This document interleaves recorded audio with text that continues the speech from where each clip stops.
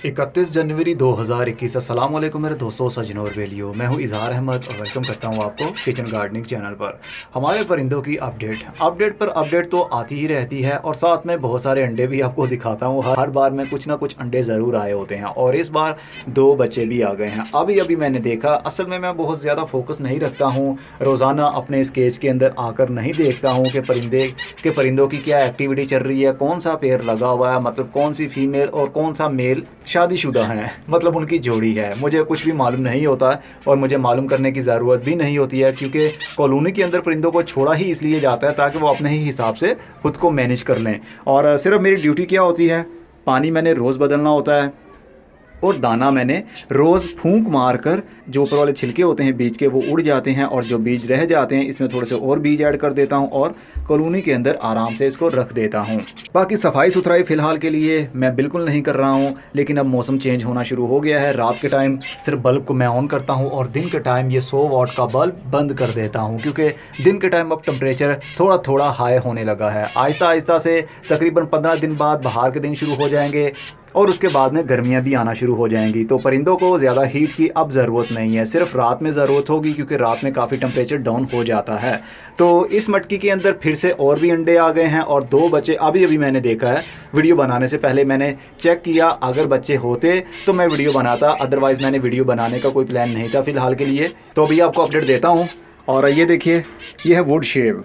ये जो रंदे की मदद से हम लकड़ी का काम, मेरा दूसरा चैनल आपने देखा होगा, उसके ऊपर मैं लकड़ी के मॉडल्स बनाता रहता हूँ। तो जो बुरा लकड़ी का बचता है उसको मैंने अपने इस केज के अंदर रख दिया है। असल में ये बजरी तोतों के बॉक्स के अंदर या मटकी के अंदर रख दें तो उनके अंदर कभी गंद नहीं मचता। 1 महीने के बाद में आप मटकी को साफ़ कर सकते हैं। ये वाला बूरा फेंक कर नया बूरा ऐसे रख दें अंदर, और जितनी भी उनकी बीठें होंगी या जितना भी गीलापन होता है, जितना भी पेशाब होता है, वो सारा इस लकड़ी के बूरे के अंदर जज्ब हो जाता है। इससे फंगस भी एक्टिव नहीं होता। तो ये भी काफ़ी अच्छी चीज़ है। मैंने सोचा चिड़ियों के लिए शायद ये फ़ायदेमंद हो। ये थोड़े थोड़े से तिनके उठाएं, क्योंकि इनके अंदर छोटे छोटे से तिनके भी हैं। ये तिनकों को उठाकर अपनी मटकियों के अंदर रख सकती हैं। देखेंगे, फ़िलहाल के लिए तो मुझे नहीं लगता कि कोई रखा होगा, क्योंकि रात में ही मैंने बुरा यहाँ पर रखा है। और बजरी तोतों की अभी अपडेट बिल्कुल वहीं पर जैम है, क्योंकि अभी तो ये बच्चे थे और बाहर के दिन शुरू हो रहे हैं।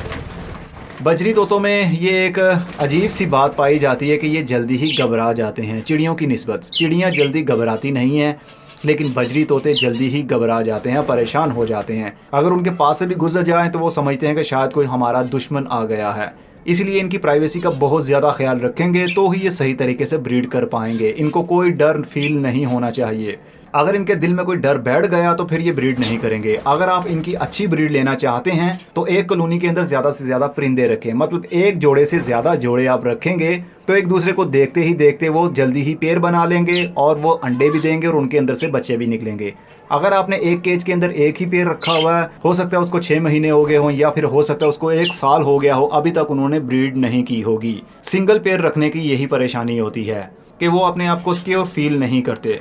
जब वो समझेंगे कि हम सेफ़ हैं तो फिर वो ब्रीड भी करेंगे। इसलिए कॉलोनी के अंदर अक्सर देखा गया है बहुत ज़्यादा ब्रीडिंग होती है परिंदों की, और अंडों में से बच्चे भी निकलते हैं। तो फ़िलहाल के लिए अभी ये बच्चे हैं, तकरीबन 1 से 2 महीने और लगेंगे इनको जवान होने में, उसके बाद इनका पेयर लगेगा। लेकिन मैं सोच रहा हूँ एक रेड आइज़ येलो कलर का पेयर लाकर इस कॉलोनी के अंदर छोड़ दूँ। जितने ज़्यादा परिंदे होंगे एक दूसरे को देखते हुए वो खुद को सेफ फील करेंगे। इस तरह उनको लगेगा जिस तरह हम वाकई में एक जंगल में हैं जहाँ पर बहुत सारे हम जैसे परिंदे हैं, तो वो ब्रीड भी करेंगे। तो इनके लिए भी वही, दाना भी सही तरीके से नहीं खाते हैं। मैंने सलाद के पत्ते भी रखे थे, कल मैंने अपने गार्डन से सलाद के पत्ते उतारे और इनके अंदर रख दिए।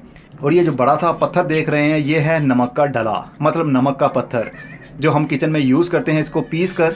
लेकिन मैंने एक पत्थर यहाँ पर रख दिया है, ये मेरा कई महीने या सालों निकल सकते हैं इससे। जब जब इनको ज़रूरत होती है परिंदे आकर अपनी चोंच भी यहाँ पर तेज़ करते हैं, रगड़ते हैं, उनकी चोंच मेंटेन रहती है और वो चाटते भी हैं इसको। इससे इनका डाइजेस्टिंग सिस्टम, उनका हाजमा बिल्कुल सही रहता है, पेट के अंदर कोई कीड़े वगैरह पैदा नहीं होते। बाकी ये उबले हुए चावल भी डालता हूँ, लेकिन वही ये अपने आप को अभी सिक्योर फील नहीं कर रहे हैं। जैसे ही मैं एक पेयर और ला कर रखूँगा हो सकता है ये एक दूसरे को देखते हुए फ्रेंडली फील करने लगें, तो उसके बाद ये सारा कुछ खाया करेंगे। तो चलिए आपको चिड़ियों की अपडेट देता हूँ। ये देखिए जनाब, इस मटकी के अंदर फीमेल बैठी भी हुई है, जिसने पहले भी एक मरतबा अंडे दिए थे और उसमें से एक बच्चा भी निकला था और वो बड़ा भी हो गया और वो मैंने अपने दोस्त को दे भी दिया। ये देखिए जनाब, अरे ये देखिए कैमरे में मुझे तो ऐसा ही लग रहा है जैसा कि ये 2 बच्चे हैं और 3 4 6 अंडे हैं। मुझे तो कैमरे में देखने पर ऐसा ही लग रहा है। एनीवे, जितने भी बच्चे हों हैं तो सही। और ऊपर वाली मटकी के अंदर भी अंडे हैं लेकिन इनके अंदर कोई भी बच्चा नहीं है, देख सकते हैं आप। और हमारे इस कोने वाली मटकी के अंदर भी अंडे हैं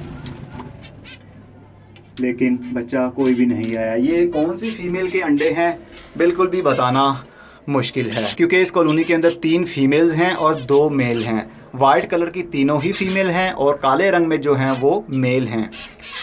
अब हो सकता है एक मटकी एक की हो, दूसरी की हो और ये वाली तीसरी की हो, तो किसकी कौन सी वाली मटकी है नहीं जानता और मुझे जानने की ज़रूरत भी नहीं है। और फिलहाल सफाई अभी नहीं करनी है, अभी सफाई हम करेंगे 15 फरवरी के बाद में, जब हमें लगने लगे कि रात के टाइम भी अब ठंड बहुत ज़्यादा नहीं है तो ही हम ऐसा करेंगे। सफाई कैसे करनी है, क्या करना चाहिए, उसके लिए वीडियो बनाऊंगा लेकिन 15 फरवरी के बाद में। अपडेट का आपको पता चल गया होगा।